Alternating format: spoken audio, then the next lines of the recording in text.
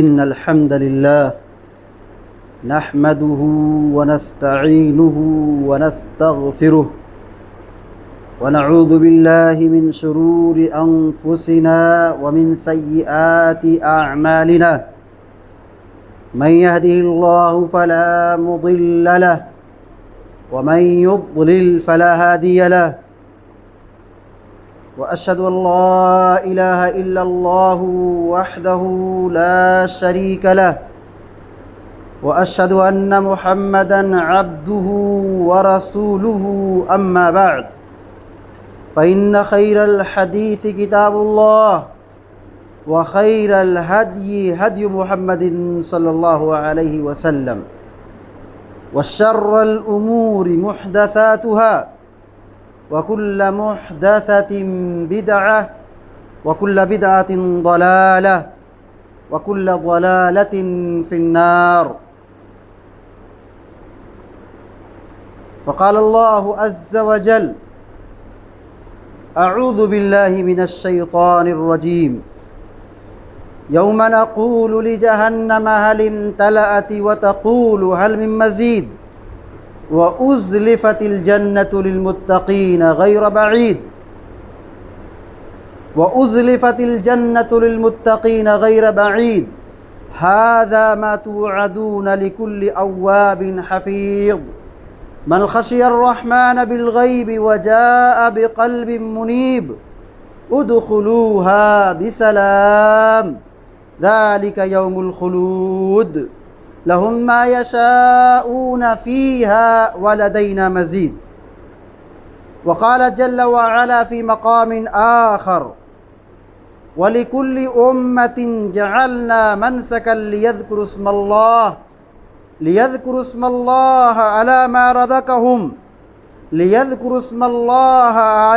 رزقهم من بهيمة الأنعام وقال النبي صلى الله عليه وسلم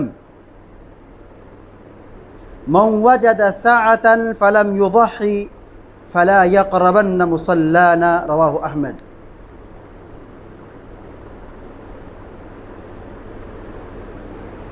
اس وقت ہمارے سامنے دو مناسبتیں ہیں، ایک ہے حج اور دوسرا ہے قربانی۔ حج اور قربانی یہ دونوں عبادتیں ایک وقت میں جمع ہو جاتی ہیں، عشرہ ذی الحجہ میں اور ذی الحجہ کے مہینے میں۔ حج کی طاقت وہی رکھ سکتا ہے جو کافی مالدار ہو، لیکن قربانی کی طاقت بہت سارے لوگ بھی، مڈل کلاس کے لوگ بھی رکھ سکتے ہیں اور قربانی کرتے بھی ہیں۔ اللہ تبارک و تعالی سارے حاجیوں کی حج کی قبول فرمائے اور قربانی کرنے والوں کی قربانیوں کو اللہ تعالی قبول فرمائے، آمین یا رب العالمین۔ آج کے اس جمعے کے خطبے میں قربانی کی اہمیت اور قربانی کے چند احکام و مسائل، اس موضوع پر روشنی ڈالی جائے گی۔ قربانی کا مطلب کیا ہے؟ قربانی کسے کہتے ہیں؟ 10 ذی الحجہ کو عید کی نماز کے بعد سے لے کر 13 ذی الحجہ کی شام تک ابراہیم علیہ السلام کی سنت کو زندہ کرتے ہوئے جانور قربان کرنا یہ قربانی کہلاتا ہے۔ قربانی کی بڑی اہمیت ہے، اللہ نے قرآن میں ہمیں اس کا حکم دیا ہے۔ اللہ نے کہا فَصَلِّ لِرَبِّكَ وَانْحَرْ، اپنے رب کے لیے نماز پڑھو، اپنے رب کے لیے قربانی کرو۔ نماز کا ذکر کیا، نماز کے بعد اللہ نے قربانی کا ذکر کیا، تو قربانی کا ہمیں حکم دیا گیا ہے۔ اور یہ قربانی اللہ رب العالمین نے ہر شریعتوں میں رکھی تھی۔ ہم سے پہلے کی جتنی شریعتیں آئی، ساری شریعتوں میں، سارے ادیان میں قربانی کا اللہ نے حکم دیا ہے۔ وَلِكُلِّ أُمَّةٍ جَعَلْنَا مَنْسَكًا لِيَذْكُرُوا اسْمَ اللَّهِ عَلَى مَا رَزَقَهُم مِّن بَهِيمَةِ الْأَنْعَامِ۔ اللہ رب العالمین فرماتا ہے کہ ہم نے ہر امت میں قربانی کو باقی رکھا ہے، قربانی کا حکم دیا ہے، مشروع ہے یہ۔ مقصد کیا ہے؟ جانور کا خون کرنا نہیں ہے یا گوشت کھانا کھلانا، یہ مقصد نہیں ہے۔ اصل مقصد قربانی کا کیا ہے؟ لِيَذْكُرُوا اسْمَ اللَّهِ عَلَىٰ مَا رَزَقَهُم مِّن بَهِيمَةِ الْأَنْعَامِ، کہ اللہ نے جو جانوروں کی روزی دی ہے، جانوروں کی نعمت عطا کی ہے، بہیمۃ الانعام جو چوپائے ہیں، پالتو جانور ہیں، اللہ نے ان کو ہمارے تابع بنایا ہے تاکہ ہم ان پر اللہ کا نام لیں، یعنی ذبح کرتے اس کا نام لیں۔ یہ مقصد ہے کہ اللہ کا ذکر مقصد ہے، اللہ کی رضا مقصد ہے، اللہ کی توحید کا اعلان مقصد ہے۔ تو قرآن کریم میں اللہ رب العالمین نے قربانی کا ذکر فرمایا ہے اور قربانی کا ہمیں حکم دیا ہے، اور یہ حکم اور یہ قربانی ہم سے پہلے کی شریعتوں میں بھی باقی تھی، موجود تھی۔ عبادت کی بہت ساری تفصیلات ہیں، بہت ساری قسمیں ہیں۔ کچھ عبادت بدنی ہے، مالی عبادت ہے۔ قربانی بھی مالی عبادتوں میں سے ایک عظیم عبادت ہے، اور اللہ رب العالمین نے ہمیں اپنی بندگی کے لیے پیدا کیا ہے۔ وما خلقت الجن والانس الا لیعبدون، ہم دنیا میں کیوں آئے ہیں؟ ہماری زندگی کا مقصد ہی یہی ہے کہ ہم اللہ کی عبادت کریں۔ اب عبادت نماز کی شکل میں ہے، روزے کی شکل میں ہے، زکوٰۃ کی شکل میں ہے، حج کی شکل میں ہے، قربانی کی شکل میں ہے۔ مالی اور بدنی جتنی بھی عبادتیں ہیں ہم اللہ کے لیے انجام دیں، یہی ہماری زندگی کا مقصد ہے۔ ابراہیم علیہ السلام نے کیا فرمایا؟ ابراہیم علیہ السلام کی سیرت کیا کہتی ہے؟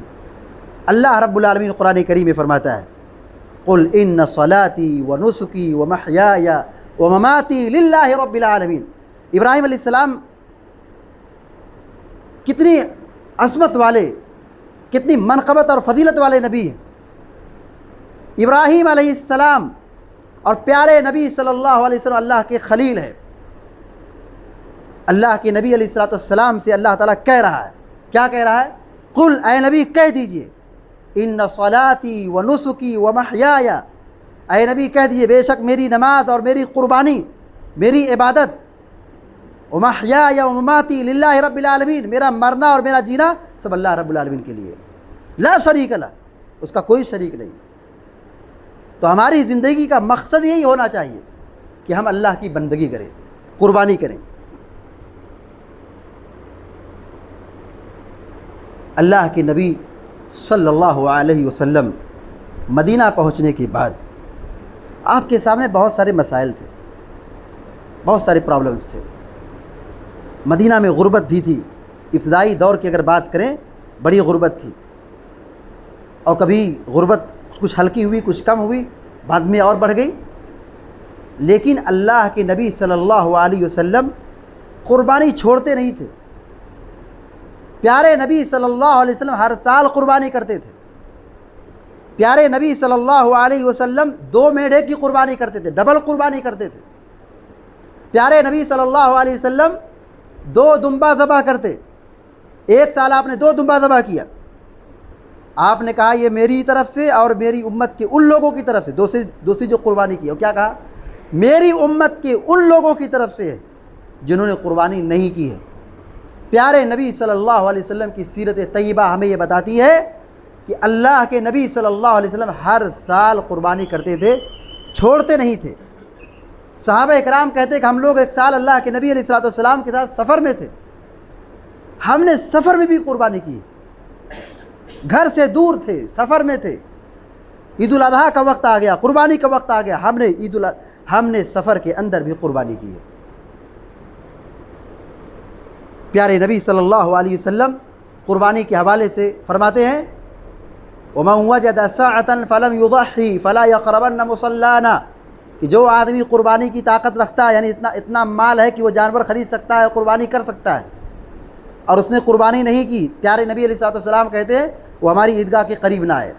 مسند احمد کی یہ روایت ہے، سنن ترمذی کی صحیح روایت ہے۔ اللہ کے نبی علیہ السلام نے فرمایا یا ایھا الناس ان علی کل اہل بیت فی کل عام اضحیۃ،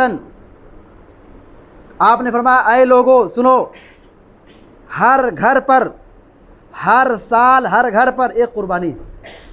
حج زندگی میں ایک بار ہوتا ہے، زکوٰۃ سال میں ایک بار ہوتی ہے، روزہ سال میں ایک بار ہوتا ہے، قربانی بھی سال میں ایک مرتبہ ہے۔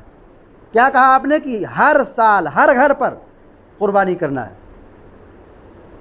پیارے نبی صلی اللہ علیہ وسلم کی سیرت طیبہ ہمیں یہ بھی بتاتی ہے، پیارے نبی علیہ السلام کے پاس جانور تھے، آپ نے ان لوگوں کے درمیان جانور تقسیم کیا قربانی کے لیے جو قربانی کی طاقت نہیں رکھتے تھے، یعنی جو قربانی کرنے والے نہیں تھے۔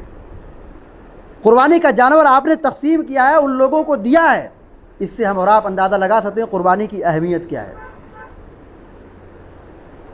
صحابہ کا دور، نبی کا دور کن حالات سے اور کن مراحل سے گزرا ہے۔ ایک صحابی آتے اور کہتے ہیں کہ آپ شادی نہیں کریں گے تو مجھ سے میری شادی ان سے کرا دیجیے۔ پیارے نبی صلی اللہ علیہ وسلم کہا جاؤ لوہے کی مہر میں کیا دو گے، جاؤ گھر سے کچھ لے کر کے آؤ۔ نہیں ان کے پاس کچھ، کہا جاؤ گھر میں سے لوہے کی ایک انگوٹھی لے کر چلے آؤ۔ وہ 2 مرتبہ 3 مرتبہ گھر میں گئے، پورا گھر کھنگال ڈالا، ان کے گھر میں ایک لوہے کی انگوٹھی بھی نہیں تھی۔ آج اگر آپ مارکیٹ میں جائیں گے لوہے کی انگوٹھی دیکھنے کے لیے اچھی کوالٹی کا 10 اور 20 روپے میں اچھی آپ کو انگوٹھی مل جائے گی، ان کے گھر میں ایک لوہے کی انگوٹھی بھی نہیں، ایک اعزار ہے اور وہ شادی کرنے کے لیے مطالبہ کر رہے ہیں، کہہ رہے ہیں کہ آدھی لنگی آدھا اعزار میں اپنی بیوی کو دے دوں گا اور آدھا میں پہنوں گا۔ سوچ لیجئے کہ نبی علیہ السلام کے دور میں غربت کیسی تھی، محتاجگی کیسی تھی، کہ ایک صحابی کے پاس شادی کے لیے مہر کی ادائیگی کے لیے لوہے کی انگوٹھی تک نہیں مل رہی ہے۔ اور آپ کا طریقہ آپ دیکھیے، پیارے نبی علیہ السلام کا عمل دیکھیے، آپ ہر سال قربانی کرتے، ہر سال قربانی کرتے تھے۔ اور یہاں بہت سارے لوگ دقیانوس قسم کے لوگ قربانی پر اعتراض کرتے ہیں، قربانی کی کیا ضرورت ہے، اتنا خون بہانے کی کیا ضرورت ہے، جانور پر مسلمان رحم نہیں کرتے، جانور کا گلا کاٹتے ہیں، جانوروں پر ظلم ڈھاتے ہیں۔ غیر تو غیر بہت سارے کلمہ پڑھنے والے مسلمان بھی قربانی پر اعتراض کرتے ہیں، کہ اتنا زیادہ قربانی کرنے کی کیا ضرورت ہے۔ ہمارے سماج میں، ہمارے پڑوس میں بہت ساری بیوائیں ہیں، غریب ہیں، لڑکیاں ہیں، شادی نہیں ہو رہی ہے، بیوائیں ہیں، تعلیمی فیس کا مسئلہ ہے، غربت کا مسئلہ ہے، کھانے پینے کا مسئلہ ہے، دوا علاج کا مسئلہ ہے، ان کی مدد کر دو، یہ زیادہ اچھا ہے۔ نعوذ باللہ، یہ شیطان کا وسوسہ ہے۔ اللہ کی راہ میں جو قربانی جانور قربان کیا جائے، اس کا جو مقام اور مرتبہ ہے، اس کو چھوڑ کر اگر کوئی آدمی زمین بھر سونا خرچ کر دے تو قربانی کے ایک بال کے برابر بھی فائدہ نہیں حاصل کر سکتا ہے۔ جو لوگ کہتے ہیں کہ قربانی مت کرو، یہاں طوفان آیا ہے، یہاں سیلاب آیا ہے، یہاں بیماری ہے، یہاں پریشانی ہے، یہاں ظلم ہے، پیسہ بچاؤ، غریبوں کی مدد کرو، یہ وہ لوگ ہیں جو غریبوں کی مدد بھی نہیں کرتے۔ جو قربانی کرتے وہی غریبوں کی مدد بھی کرتے۔ جو اللہ کی راہ میں قربانی کرنے والے ہیں وہی اللہ کی راہ میں خرچ کرنے والے بھی ہیں۔ جو لوگ بولنے والے ہیں وہ غریبوں کی مدد بھی کرنے والے نہیں، وہ غریبوں کے ہمدرد بھی نہیں ہیں۔ تو کہنے کا مقصد یہ ہے کہ اسلام میں قربانی کی بڑی اہمیت ہے، اور اللہ کے نبی صلی اللہ علیہ وسلم نے ہر سال قربانی کی ہے۔ قربانی کر کے آپ نے گوشت لوگوں کو کھلایا بھی ہے، صدقات و خیرات بھی کیا ہے۔ تو قربانی سے ہم غریبوں کی مدد بھی کر سکتے ہیں، غریبوں پر احسان بھی کر سکتے ہیں۔ قربانی یہ اللہ رب العالمین کے تقرب کے لیے جو جانور قربان کیا جاتا ہے اس کا ایک الگ ہی مزہ ہے۔ یہ تقویٰ کا مظہر ہے، یہ توحید کا اعلان ہے، یہ رب کی بندگی کا احساس پیدا کرنا ہے، اور غریبوں کی ہمدردی کا اظہار بھی کرنا ہے۔ اسی لیے پوری تاریخ آپ دیکھ لیجئے، کبھی کوئی ایسا سال نہیں گزرا کہ مسلمانوں نے قربانی چھوڑ دی ہو اجتماعی سطح پر، کبھی چھوڑا ہے۔ اور یہ اللہ تعالیٰ کی برکت ہے، اور یہ اللہ رب العالمین کی برکت ہے کہ لاکھوں اور کروڑوں ملین کی تعداد میں جانور قربان ہوتے ہیں حج میں بھی، اور پوری دنیا کے اندر مسلمان جانور قربان کرتے ہیں، مگر کبھی ایسا سنا نہیں گیا، دیکھا نہیں گیا کہ اس سال جانور کم ہے، مارکیٹ میں شارٹ ہیں۔ یہ اللہ تعالیٰ کی برکت ہے۔ روز ذبح ہو رہے ہیں، روز لوگ کھا رہے ہیں، کھلا رہے ہیں، اور قربانی کے موسم میں لوگ ذبح کر رہے ہیں، قربان کر رہے ہیں، لیکن کبھی جانور کی کمی نہیں محسوس ہو رہی ہے۔ ہر آنے والا سال پچھلے سال کے مقابلے میں قربانی زیادہ ہو رہی ہے۔ یہ اللہ کا شکر ہے۔ اللہ نے مال دیا ہے تو اللہ کا شکر ادا کیا جائے، اور شکر کی شکل یہی ہے کہ اس مال کو اللہ کو راضی کرنے کے لیے اللہ کی بندگی میں لگایا جائے۔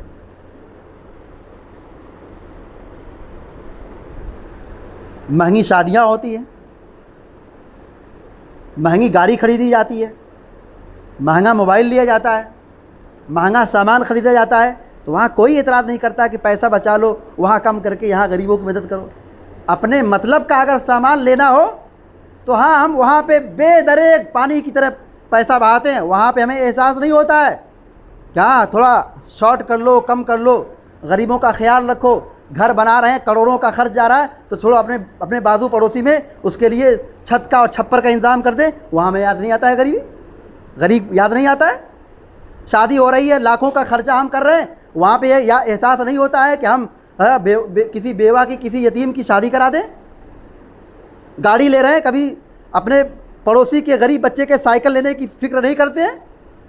لیکن جب قربانی کا موسم آتا ہے، قربانی کی بات آتی ہے، قربانی کم کرو، مت کرو، چھوڑ دو، وہاں غریبی ہے، سیلاب ہے، وہاں یہ ہے، وہاں صدقہ کرو، پیسہ خرچ کرو، یہ سب شیطانی وسوسہ ہے۔ اس سے ہمیں اور آپ کو پرہیز کرنے کی ضرورت ہے۔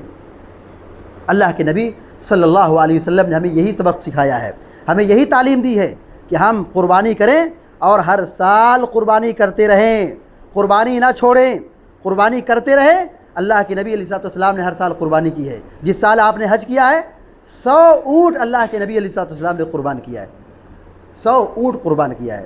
100 اونٹ کی اگر ہم بات کریں تو اس میں 1000 لوگ شامل ہو سکتے ہیں، حصے دار ہو سکتے ہیں، لیکن تنہا اللہ کے نبی صلی اللہ علیہ وسلم نے 100 اونٹ کی قربانی پیش کی ہے۔ قربانی کے کچھ احکام و مسائل کو جان لیتے ہیں، کیونکہ قربانی قریب ہے، قربانی کے احکام و مسائل کو بھی جاننا از حد ضروری ہے۔ کن جانوروں کی قربانی کرنا چاہیے؟ 8 قسم کے جانور ہیں جن کی قربانی کی شریعت میں تعلیم دی گئی ہے۔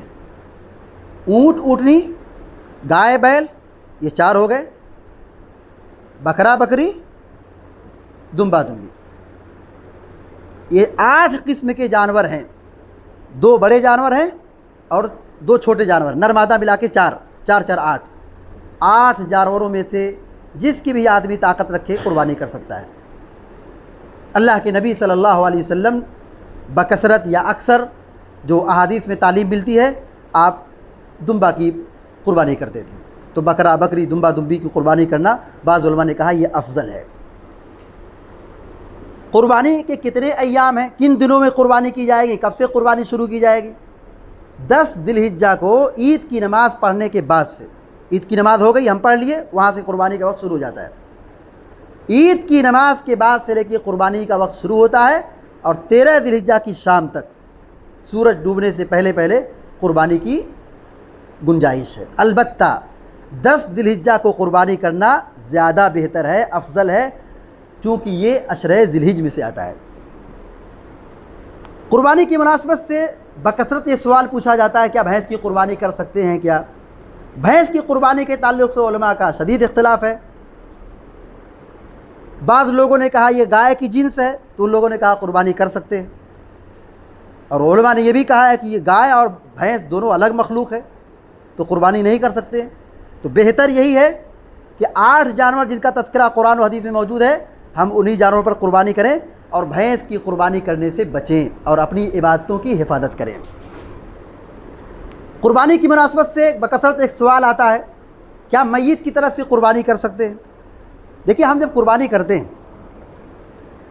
اس میں یہ دعا پڑھتے ہیں کہ اے اللہ تو قبول کر لے، یہ میری طرف سے اور میرے گھر والوں کی طرف سے۔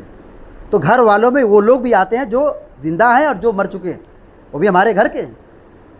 ایسا نہیں کہ مر گئے تو گھر سے الگ ہو گئے۔ تو جو آدمی قربانی کرتا ہے اس میں زندہ اور مردہ ثواب میں برابر شریک ہو جاتے ہیں۔ میت کی طرف سے قربانی کا کہیں بھی ذکر نہیں موجود ہے۔ البتہ علماء نے قیاس کیا ہے کہ مالی عبادت میت کی طرف سے کیا جاتا ہے، جیسے حج ہے، عمرہ ہے، صدقہ ہے، تو قربانی بھی مالی عبادت ہے، میت کی طرف سے قربانی کر لیں۔ اللہ کے نبی صلی اللہ علیہ وسلم سے، صحابہ سے میت کی طرف سے قربانی کا کہیں کوئی ذکر نہیں ملتا، اس لیے میت کی طرف سے قربانی کرنے سے بچنا چاہیے، میت کی طرف سے قربانی نہیں کرنا چاہیے۔ قربانی گھر کے سرپرست اور ذمہ دار کی طرف سے ہو، اس کی طرف سے، اس کے گھر والوں کی طرف سے زندہ مردہ سب برابر ثواب میں شریک ہو جاتے ہیں۔ قربانی کے لیے ضروری ہے کہ قربانی کا جانور دانتا ہو، تندرست ہو، موٹا ہو، خوبصورت ہو، عیب سے پاک ہو، اور جس مال سے جانور خریدا گیا ہو وہ مال کیا ہو؟ حلال ہو، یہ ضروری ہے۔ عیب دار جانور قربانی میں نہیں چلے گا، لنگڑا لولا بیمار جانور قربانی میں نہیں چلے گا، بوڑھا نہیں چلے گا، دانتا نہیں ہے، چھوٹا ہے، قربانی میں نہیں چلے گا، قربانی جائز نہیں ہے۔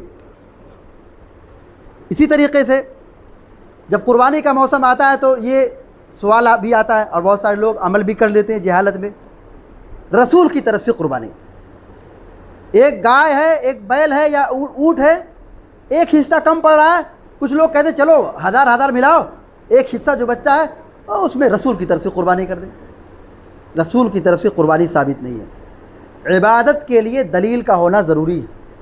عبادت میں منمانی نہیں چلتی کہ ہم جیسے سمجھیں، جو سوچ لیں، جو سمجھ لیں کر گزریں، منمانی نہیں چلتی ہے۔ عبادت میں اللہ اور اللہ کے رسول صلی اللہ علیہ وسلم کی تعلیمات چلتی ہے، نبی کریم صلی اللہ علیہ وسلم کی سیرت، یا اللہ کے نبی علیہ السلام کے بعد خلفائے راشدین، صحابہ کرام، امامان دین، ائمہ اربعہ، کسی سے بھی یہ ثابت نہیں کہ وہ رسول اللہ صلی اللہ علیہ وسلم کی طرف سے قربانی کرتے تھے، تو رسول اللہ صلی اللہ علیہ وسلم کی طرف سے قربانی نہیں کی جائے گی۔ ہمیں اپنے عمل کی ضرورت ہے، اپنی آخرت کی ضرورت ہے۔ ہم قربانی کریں رسول کی طرف سے، رسول کے لیے۔ رسول کا کیا مقام ہے، کیا مرتبہ ہے، ان کا کیا درجہ آخرت میں ہے، ہم بیان نہیں کر سکتے، سوچ بھی نہیں سکتے، اور ہم ان کی طرف سے قربانی، ہمیں اپنی فکر کرنا چاہیے، ہمیں زیادہ اپنی آخرت کی کامیابی اور آخرت میں اعلیٰ ترین مرتبے کی ضرورت ہے۔ تو رسول اللہ صلی اللہ علیہ وسلم کی طرف سے قربانی ثابت نہیں ہے۔ قربانی کی مناسبت سے ایک سوال آتا ہے کہ فی الوقت ہمارے پاس پیسہ نہیں، کیا قرض لے کے قربانی کر سکتے ہیں؟ اگر اس کے لیے قرض کی ادائیگی آسان ہو تو وہ قرض لے کے قربانی کر سکتا ہے۔ جیسے بہت سارے لوگ تنخواہ سے جڑے ہوئے ہیں کہ ان کی تنخواہ 30 تاریخ کو یا مہینے کے اختتام پر ملتی ہے، تو اب ظاہر سی بات ہے 17 تاریخ کو قربانی ہے، تو ابھی سیلری آدھی ہے، ملے گی نہیں، سیلری ملے گی 30 تاریخ کو، مہینے کے آخر میں ملے گی، تو قرض لے کے قربانی کر سکتے ہیں، گنجائش ہے۔ اگر ان کے لیے آسانی ہے، وہ طاقت رکھتے ہیں، ادائیگی کی طاقت ان کے پاس ہے، تو وہ قرض لے کے بھی قربانی کر سکتے ہیں۔ بڑے جانور میں 7 لوگ شریک ہو سکتے ہیں، بڑے جانور میں 7 لوگ شریک ہو سکتے ہیں۔ اونٹ میں 7 لوگ بھی شریک ہو سکتے ہیں، اور ایک روایت کے مطابق 10 لوگ بھی شریک ہو سکتے ہیں۔ البتہ بکری میں حصے داری نہیں چلتی ہے، بکری ایک نام سے ذبح ہوگی، اس میں ایک آدمی ہوگا، اور ایک بکری پورے گھر والوں کی طرف سے کافی ہو جاتی ہے۔ ایسا نہیں ہے کہ نماز جیسے سب کو پڑھنا ہے، روزہ سب کو رکھنا ہے، حج سب کو کرنا ہے، تو قربانی بھی سب کو کرنا ہے، ایسا نہیں۔ قربانی کی جو عبادت ہے اس میں یہ ہے کہ گھر کا جو سرپرست ہے، باپ ہے، وہ اپنی طرف سے قربانی کرے۔ اس قربانی میں گھر کے جتنے بھی فیملی ممبرس ہیں جو ایک چولہے کے تحت رہتے ہیں، کھاتے ہیں، ایک کچن ہے، تو وہ ان کی طرف سے اور ان کے گھر والوں کی طرف سے ایک بکرا، ایک بکری کافی ہو جاتی ہے۔ قربانی کی مناسبت سے بعض جگہوں پر یہ کبھی دیکھی گئی ہے یا غلطی ہو جاتی ہے کہ قصاب سے بات چیت کرتے ہیں کہ ایک بکرا ذبح کرنا ہے، قیمت کتنا لوگے، پیسہ کتنا لوگ، بولتا ہے 2000 لوں گا، تو کہتے ہیں چلو 1500 لے لو اور کچھ گوشت لے لو۔ جائز نہیں ہے۔ قصاب کی جو اجرت ہے، گوشت کاٹنے اور بوٹی بنانے کی جو اجرت ہے، اسے الگ سے اپنی جیب سے ادا کرنا ہے، گوشت میں سے اجرت کے طور پر کچھ نہیں دے سکتے۔ ہاں البتہ جیسے ہم دوسرے مسلمانوں کو دیتے ہیں، دوسرے لوگوں کو دیتے ہیں، تو اس کو بھی کچھ دے سکتے ہیں، وہ ایک الگ چیز ہے، وہ احسان ہے، وہ صدقہ ہے، لیکن جو اس کی اجرت ہے، اس کی جو کمائی ہے، اس کا جو محنتانہ ہے، اس کو کم نہیں کرایا جائے گا گوشت کے نام پہ، بلکہ جو اس کی اجرت ہے کرنسی کی شکل میں جو اجرت چلتی ہے اجرت مکمل ادا کی جائے گی. قیمت کے طور پر گوشت نہیں دیا جائے گا. اسی طریقے سے قربانی کے جانور میں سے کچھ بھی بیچ نہیں سکتے, بیچ کر کے فائدہ نہیں اٹھا سکتے. ہاں کھائیں, کھلائیں, صدقہ کریں, احسان کریں, اسٹور کریں, اتنی گنجائش ہے. لیکن یہ گوشت جمع کر کے بیچ دے, چمڑا بیچ کے کھا جائیں, بیچنا جائز نہیں ہے. قربانی کے کسی بھی حصے میں سے بیچ کر کے قیمت لینا یہ جائز نہیں ہے. قربانی کی مناسبت سے اکثر یہ سوال کیا جاتا ہے کہ جن کا عقیقہ نہیں ہوا کیا وہ بھی قربانی کر سکتے ہیں؟ قربانی عقیقہ کا کیا تعلق ہے؟ جن کا عقیقہ ہوا ہے وہ بھی قربانی کر سکتے ہیں, جن کا نہیں ہوا وہ بھی قربانی کر سکتے ہیں. عقیقہ 7ویں دن ہوتا ہے, جن کا ہوا ہے اچھی بات ہے, جن کا نہیں ہوا کوئی بات نہیں. تو دونوں لوگ قربانی کرتے ہیں. قربانی کے لیے کیا ضروری ہے؟ جو آدمی قربانی کی استطاعت رکھتا ہے, جو جانور خریدنے کی طاقت رکھتا ہے وہ قربانی کر سکتا ہے. اسی طریقے سے قربانی اور عقیقہ دونوں جانور کو جمع نہیں کر سکتے. کیا مطلب ہے؟ کہ کچھ لوگ یہ سمجھتے ہیں کہ دونوں کو جمع کر لیا جائے, 10 ذی الحجہ کو قربانی ہو ایک جانور اور اسی جانور میں عقیقہ بھی کر لیا جائے. تو ایسا نہیں چلے گا. قربانی الگ مستقل عبادت ہے اور عقیقہ مستقل عبادت ہے. دونوں کے لیے 2 جانور چاہیے, دونوں کو ملا نہیں سکتے. ہاں ایسا آپ کر سکتے ہیں کہ عقیقہ کا جانور الگ ذبح کریں اور قربانی کا جانور الگ ذبح کریں, تو ایسا چل سکتا ہے. جیسے کسی کے یہاں اگر پیدائش ہوتی ہے اور 7ویں دن عید الاضحیٰ کا دن پڑتا ہے تو وہ قربانی بھی کرے گا اور عقیقہ بھی کرے گا. تو ایک بکرا ذبح کرے عقیقے میں اور ایک بکرا ذبح کرے قربانی میں, اور اگر بچہ ہے تو 2 عقیقہ کر 2 جانور قربان کرے. تو عقیقہ اور قربانی دونوں عبادتوں کو ایک جانور میں جمع نہیں کر سکتے. اسی طریقے سے شہروں میں یہ نادانی ہو جاتی ہے کہ ایک جانور میں 7 لوگ شریک ہوتے ہیں. قربانی کا وقت کب سے شروع ہوتا ہے؟ عید کی نماز پڑھنے کے بعد سے شروع ہوتا ہے. کہیں عید کی نماز 6 بجے, کہیں 6:15 بجے, کہیں 7 بجے, کہیں 8 بجے نماز ہوتی ہے. اب 7 لوگ اس میں حصے دار ہیں, تو 2 لوگ 6 بجے نماز پڑھ کر سوچے ہم قربانی کر دیں اور بقیہ 5 لوگ بھی نماز نہیں پڑھیں. کوئی 6:30 بجے نماز پڑھ کے فارغ ہو گیا اور 2 لوگ باقی ہیں جو 7 بجے نماز پڑھیں گے. تو جب حصے کی قربانی ہوگی تو اس میں یہ ضروری ہے کہ 7 لوگ کیا ہو, نماز سے فارغ ہو چکے ہو. ایسا نہیں ہے کہ کچھ لوگ نماز پڑھ چکے ہیں اور 1-2 باقی رہ گئے, ان کی طرف سے قربانی کر دی جائے. قربانی تبھی قبول ہوگی جب نماز کے بعد, عید الاضحیٰ کی نماز کے بعد قربانی کی جائے. اسی طریقے سے قربانی کے گوشت کے تعلق سے سوال ہوتا ہے کیا اس کا 3 حصہ کرنا ضروری ہے؟ ایک اپنے لیے, ایک غریبوں کے لیے, ایک دوستوں کے لیے, مہمانوں کے لیے. ایسا کچھ بھی ضروری ہے. آپ قربانی کیجئے, سارا گوشت صدقہ کر دیجئے, اچھی بات ہے. کھائیے, کھلائیے, صدقہ کیجئے, اسٹور کر لیجئے. حدیث میں یہی سب ملتا ہے. 3 حصہ کرنے کی کوئی مطلب مستند اور ٹھوس حدیث نہیں ہے. البتہ اس کو لوگوں نے بہتر سمجھ کر کے ایسا کیا کہ 3 حصہ بنا لی جائے, ایک اپنے لیے, ایک رشتہ داروں کے لیے, غریبوں کے لیے. تو اچھی بات ہے, عمل کر لیں, لیکن ایسا کوئی ضروری نہیں ہے. بس کوشش یہ ہونا چاہیے کہ ہم کثرت سے اللہ کی راہ میں صدقہ کریں, غریبوں کا خیال رکھیں, جن کے یہاں قربانی نہیں ہوئی ہے ان کے یہاں زیادہ گوشت پہنچائیں. قربانی کے تعلق سے ایک سوال یہ بھی آتا ہے, کیا غیر مسلم کو بھی قربانی کا گوشت دے سکتے ہیں؟ بالکل دے سکتے ہیں. اگر وہ گوشت کھاتا ہے, ہمارا پڑوسی ہے, تو ہم قربانی کا گوشت دیں, اس کو کھلائیں اور بتائیں کہ یہ قربانی کیا ہے, اس کی حقیقت کیا ہے, اس کا فائدہ کیا ہے, قربانی کیوں کی جاتی ہے, اس کا مقصد کیا ہے. یہ تو اچھا موقع ہے قربانی کی حقیقت اور قربانی کی افادیت اور اہمیت کو سمجھانے کے لیے. تو غیر مسلم کو بھی گوشت دیا جا سکتا ہے. اسی طریقے سے ذبح کرتے وقت بسم اللہ واللہ اکبر پڑھنا یہ ضروری ہے. قربانی کی جو دعا ہے وہ پڑھنا مسنون ہے, لیکن بسم اللہ واللہ اکبر پڑھنا یہ شرط ہے. یہ جب پڑھیں گے تبھی جانور حلال ہوگا. بسم اللہ واللہ اکبر چھوڑ دیے, نہیں پڑھے تو معاملہ گڑبڑ ہو جائے گا. تو بسم اللہ واللہ اکبر پڑھ کر کے ذبح کر دیے, جانور حلال ہو گیا, قربانی ہو گئی. چھوٹی دعا ہے.